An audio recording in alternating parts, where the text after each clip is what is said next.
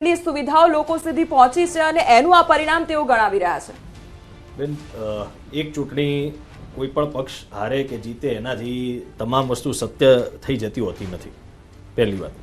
બીજી વસ્તુ, બેને જે વાત કરી એની અંદર એમણે એમ ગણાવી દીધું કે 70 વર્ષમાં આપણા દેશની અંદર કોઈ કાર્ય થયા જ નથી. ભુવનભાઈ, આપને રોકવા માંગીશ. એક અપડેટ મળી રહ્યું છે. ધંધુકા પાલિકા વોર્ડ નંબર 5 માં ભાજપની પેનલનો વિજય થયો છે. ફરી એકવાર ભાજપની પેનલનો વિજય, ભાજપના તમામ 4 ઉમેદવારોનો વિજય થયો છે. સૌથી મોટું અપડેટ, જેતપુરમાં જયેશ રાદડિયાનો દબદબો જોવા મળ્યો છે. જેતપુરમાં જયેશ રાદડિયાનો દબદબો. જેતપુર નગરપાલિકાની 44 માંથી 32 બેઠક પર ભાજપનો કબજો જોવા મળ્યો છે. 11 બેઠક પર અપક્ષનો વિજય થયો છે અને આ તરફ એક બેઠક જ કોંગ્રેસ જીતી શકી છે. માત્ર એક એવી બેઠક કે જ્યાં કોંગ્રેસની જીત થઈ છે. જેતપુરમાં જયેશ રાદડિયાનો દબદબો જોવા મળ્યો છે. ભુવનભાઈ, કન્ટિન્યુ. જી બેન, એટલે આપણે જે વાત થઈ રહી હતી કે 70 વર્ષની અંદર બેને ગણાવ્યું કે આપણા દેશની અંદર કોઈ કાર્ય થયા જ નથી. બરાબર. એની અંદર આનંદનો વિષય એ છે કે એમણે જોડે અટલ બિહારી વાજપેયીજીનો કાર્યકાલ પણ સમાવી લીધો કે એની અંદર પણ કશું થયું નથી. અત્યારની ખૂબ સરસ વાત છે, સમજવા જેવી છે. ભારતીય જનતા પાર્ટી માટે નરેન્દ્ર મોદીનો જે કાળ છે, ગુજરાતમાં હોય કે રાષ્ટ્રભરમાં હોય, એના સિવાય ભારતીય જનતા પાર્ટીએ કોઈ કામ કર્યું જ નથી. એની અંદર તમે ગુજરાતની અંદર કેશુભાઈની બી વાત કરી લઈ શકો અને નેશનલ લેવલ ઉપર અટલ બિહારી વાજપેયીજીની પણ વાત કરી લઈ શકો. સાથે સાથે એમણે વાત કરી કે ભાઈ મોંઘવારી વધી છે, ચલો એમણે સ્વીકાર્યું, ખૂબ સારી વાત છે, હું બિરદાવું છું આ વાતને. સાથે સાથે હું એમને ફરી એક વાત કરું, એમણે કીધું વિકાસ કર્યો છે. ચોક્કસ વિકાસ થયો છે. કઈ બાબતમાં વિકાસ થયો છે? બેરોજગારીમાં વિકાસ થયો, મોંઘવારીમાં વિકાસ થયો, ગુનાખોરીમાં વિકાસ થયો, મહિલાઓ ઉપર જે કંઈ અત્યાચાર થઈ રહ્યા છે આપણે જોઈ રહ્યા છીએ એમાં વિકાસ થયો. આજે જે ગેસના બાટલાની બેને વાત કરી એનો ઉલ્લેખ કર્યો, ખૂબ સરસ. એના ભાવની અંદર વિકાસ થયો. તમામ જે લોકોને જીવન જરૂરિયાતની વસ્તુ હોય એની અંદર મોંઘવારી વધી, એની અંદર વિકાસ થયો. આજે ડોલરની સામે રૂપિયો જે નબળો થયો છે એમાં વિકાસ થયો.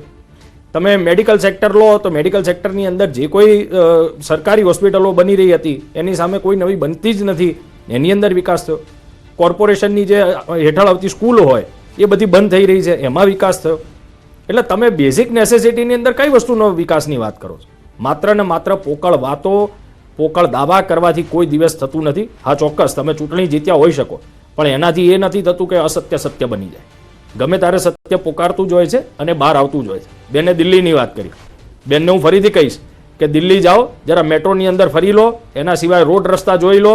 રાષ્ટ્રપતિ ભવનની આજુબાજુથી માંડીને તમામ જગ્યાએ શીલા દીક્ષિતજી દ્વારા ત્યાં જે કામ કરવામાં આવ્યા છે એ ક્યાંય ભૂલાય એમ નથી. ઇતિહાસની અંદર ભારતીય જનતા પાર્ટી દ્વારા જવાહરલાલ નહેરુજીનું જે યોગદાન છે એ પૂછવાના પ્રયત્ન વારંવાર થયા છે. અનેક રાજ્યોમાં, ગુજરાતની અંદર જે કોંગ્રેસનું જે યોગદાન છે એ પૂછવાના પ્રયત્ન થયા છે. દિલ્હીની અંદર શીલા દીક્ષિતના જે યોગદાન છે એ પૂછવાના પ્રયત્ન થયા છે. બેન, એક સમયગાળો હોય છે. ચોક્કસપણે તમે ચૂંટણી જીત્યા અને તમે પાર્ટીના પ્રતિનિધિ છો એટલે હું તમને અભિનંદન પાઠવીશ, પણ ચોક્કસ જોડે એ પણ કહીશ કે કોઈ પણ પ્રયત્ન થઈ જાય, ઇતિહાસ એની મેતે બોલતું જ હોય છે અને સમય આવે પાછો ફરી જવાબ આપતું જ હોય છે.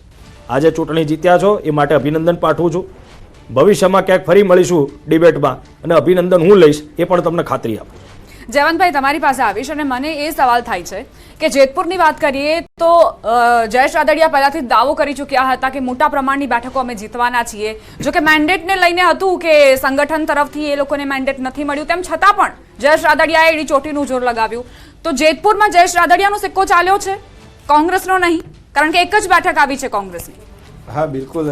જયેશ રાદડિયા અને એમના પિતાજી વિઠ્ઠલભાઈ રાદડિયા, આ બંનેનું ત્યાં પ્રભુત્વ છે. એ સહકારી ચૂંટણીમાં પણ આપણે જોઈ ચૂક્યા છીએ અને અત્યારે પણ જોઈ રહ્યા છીએ. બીજી વાત એ છે કે ભાજપના પ્રતિનિધિ છે, વિકાસની વાત કરે છે, એના કારણે સંપૂર્ણપણે એકદમ નો ડાઉટ ઘણો બધો વિકાસ થયો છે, એના કારણે તો ભાજપ જીતે છે. પરંતુ સાથે સાથે પરિસ્થિતિ હજુ પણ એટલી કંઈ સ્વર્ગ જેવી કે નંદનવન જેવી નથી બની ગઈ. ગામડામાં પણ વિકાસ નથી પહોંચ્યો.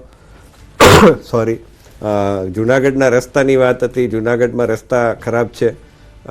તમારે ભવનાથને સનાતન પથ કેમ કહેવો પડે છે? ભવનાથનું નામ ભવનાથ જ રાખો, એ એનાથી જ જાણીતો છે. ભવનાથ મેળા તરીકે પણ જાણીતો છે. ત્યાં થાય છે, હવે મહાશિવરાત્રિમાં થશે. તો વધારે સારી ફેસિલિટી આપવાની વાત છે. હજુ બેઝિક પ્રશ્નોમાંથી આપણે નથી ઊંચા આવતા. હજી પણ આજે પણ સમાચાર હતા કે જેતપુરમાં વીજળી ગુલ થઈ છે. તો તો વીજળી 24 કલાક વીજળીની વાત આવે છે. સુરેન્દ્રનગરમાં આજે પણ દર શનિવારે લાઇટ જતી રહે છે. તો ઘણું બધું કરવાનું રહે છે અને આ એક તક આપી છે. કોંગ્રેસને અગાઉ તક આપી હતી, કોંગ્રેસ એ જાળવી ન શકી, એના કામો દેખાડી ન શકી, એના કારણે આજે કોંગ્રેસ સત્તામાં નથી આવી રહી. તો હવે ભાજપે એ કરવાનું છે કે આવતી ચૂંટણીમાં એનો કોંગ્રેસ જેવી સ્થિતિ ન થાય એના માટે આજથી જ કમર કસવી પડશે. એટલે જયવંતભાઈ, આ તો પાયાની ચૂંટણી કહેવાય કે તમે જમીન સાથે જોડાઈને ચોક ચોરાએ બેસીને પણ મતદારો સાથે સંપર્ક સાધીને પોતાનો દબદબો જાળવી શકો છો. ત્યાં પણ કોંગ્રેસ આખરે કેમ મતદારોનો વિશ્વાસ નથી જીતી શકતી? કારણ કે ઘણી નગરપાલિકાઓ, ઘણા શહેરી વિસ્તારો એવા છે કે જ્યાં આપે પણ કીધું કે રોડ રસ્તાની સુવિધા જ નથી. તો ત્યાં કેમ મતદારો કોંગ્રેસ પર વિશ્વાસ નથી મૂકી શકતા? એટલે કોંગ્રેસ નું સંગઠન છે નો ડાઉટ મજબૂત બન્યું છે. 2022ની ચૂંટણીમાં આપણે જોયું હતું કે આપના લોકો પણ કોંગ્રેસમાં જોડાઈ રહ્યા હતા, પરંતુ સમાવ એ મોમેન્ટમ જાળવી રાખવું જોઈએ, એક સંગઠનમાં પ્રાણ પૂરવો જોઈએ. આ વાત છે ટોપથી શરૂ થવી જોઈએ, રાહુલ ગાંધીથી શરૂ થવી જોઈએ. કારણ કે કોંગ્રેસ છે દર વખતે રાહુલ ગાંધીને એક બાજુ મૂકી દે છે, દર વખતે એ રીલોન્ચ થાય છે. પરંતુ રાહુલ ગાંધી છે એ અનેક ચૂંટણીઓ હારી ચૂક્યા છે અને છતાંય ખસવાનું નામ નથી લેતા. મલ્લિકાર્જુન ખડગે છે દેખીતી રીતે સંગઠનના અધ્યક્ષ છે, પરંતુ બધા જ નિર્ણયો રાહુલ ગાંધીથી જ લેવામાં આવે છે. દીપક બાબરિયાને હટાવવામાં આવ્યા, મોહન પ્રકાશને હટાવવામાં આવ્યા. અહીંયા ગુજરાતમાં એકના એક ચહેરા એ આવતા રહે છે. જે 2017ની ચૂંટણીમાં કોંગ્રેસે સારો દેખાવ કર્યો તો એ પછી સતત એનું તમે જુઓ તો ધોવાણ થતું રહ્યું છે. કોઈ એવું આંદોલન કોંગ્રેસ છે એ ઉપાડી શકી નથી કે જેના કારણે એક મતદારોમાં હલચલ ઊભી થાય અને મતદારો છે એના તરફ વળે. સૌથી મોટી વાત છે ને એ બેન એ છે કે તમે હિન્દુ મતદારોની અવગણના ન કરી શકો.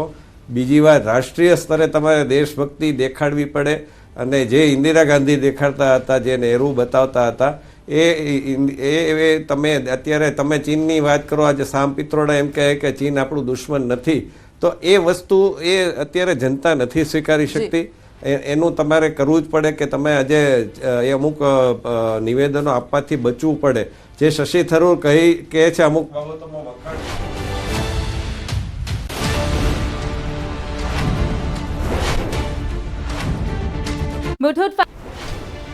આ સાથે જ્યાં કોંગ્રેસ પર અપક્ષો ભારી પડી રહ્યા છે, ચોરવાડ પાલિકામાં ભાજપનો ભગવો લહેરાયો છે. આ સાથે 24 પૈકી 20 બેઠક પર બીજેપીની જીત અને વધુ અપડેટ મેળવીશું સહયોગી લક્ષ્મણ પાસેથી. જી લક્ષ્મણ.